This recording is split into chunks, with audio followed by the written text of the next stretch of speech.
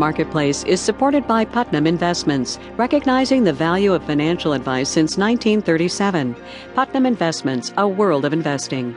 Produced in association with the University of Southern California. Yes, I know financial regulation isn't what you want to talk about on a midsummer's afternoon, but you got to trust me, this is going to be good for you. The Consumer Financial Protection Bureau on the broadcast today. Who's going to run it, and what's it going to do? From American Public Media, this is Marketplace.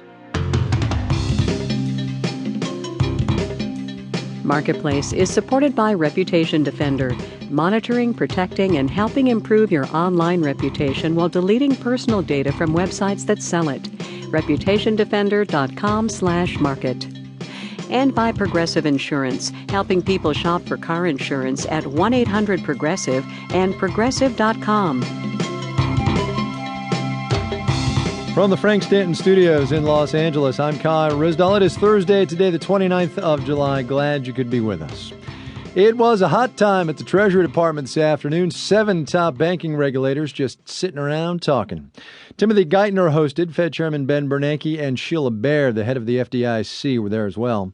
They were kicking around new ideas about the Consumer Financial Protection Bureau, the one that was created by the financial reform law.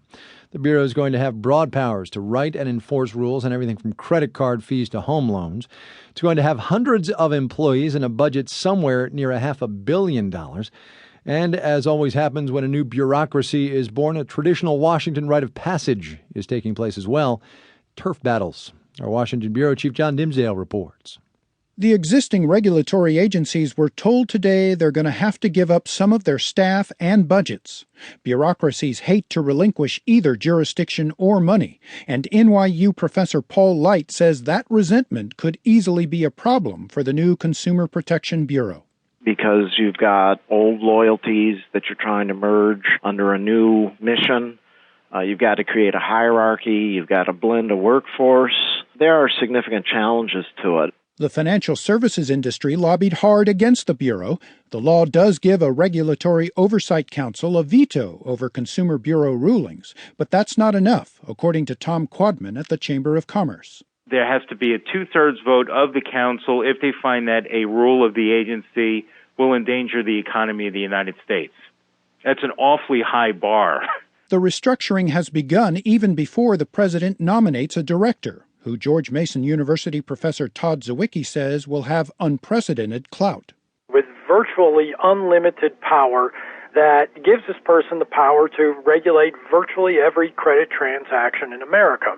With that kind of sniping, taking charge of the Bureau will be a huge administrative challenge. The leading candidate for the job is the woman who proposed it, Harvard professor Elizabeth Warren. She's been criticized as having an academic focus, lacking administrative experience. But you won't hear that from NYU professor Light.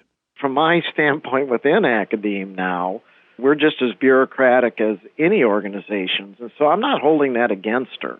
The clock is ticking. Congress required that the new agency be up and running within a year.